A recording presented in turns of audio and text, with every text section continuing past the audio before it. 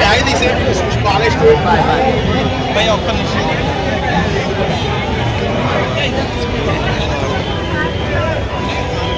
నా ఫోన్లో నాకు తీసారా అన్నీ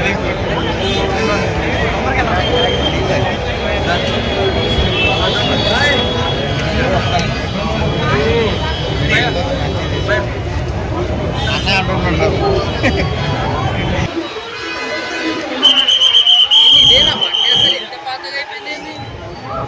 వాడివాడ లైఫ్ కల్కి మానియా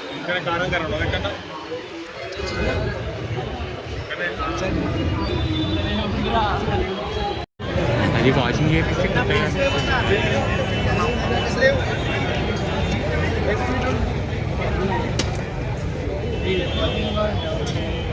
కానీ క్యారెక్టర్ బిల్డింగ్ కానీ అసలు mad. Nag Ashwin hats off.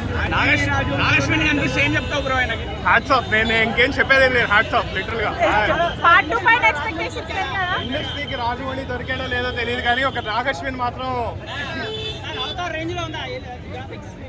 Graphics అయితే చాలా బాగున్నాయి. అవతార్ రేంజ్ అని చెప్పలేదు ఎందుకంటే ఇండియన్ సినిమా ఇంకా డెవలప్ అవుతుంది కానీ అసలు మ్యాడ్నెస్ మన సినిమా రేంజ్ కి అసలు మ్యాడ్. అసలు టీఎఫ్ఐ అయితే టీఎఫ్ఐ బాగుండాలి, మనం అంతా టీఎఫ్ఐతో బాగుండాలి. మొత్తం నీకు అంత డౌట్ ఉంటే ఒక సిరం కావాలా, అసలు సిరం ఒక డ్రాప్ కావాలంటే నువ్వు టికెట్ తీసుకో, నీకు అర్థమైపోతుంది. చూసానా లేదా? చాలా బాగుంది. కల్కి మూవీ చూడటం జరిగింది. సో కల్కి మూవీ అనేది మొత్తం కూడా కలియుగంలో జరుగుతున్నటువంటి కథ మొత్తం కూడా చాలా అద్భుతంగా వర్ణించారు అశ్విన్ గారు. ఎందుకంటే ఇక్కడ ఒక అంశం గుర్తుంచుకోవాలి.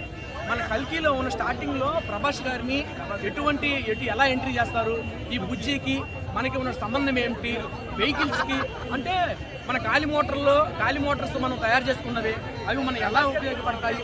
సెకండ్ ఆఫ్ పీక్స్ అన్న, ఇలాంటి సినిమా ఎప్పుడు రాలేదు. చూసే 3Dలో చూడండి, ఎంత బాగుందన్న.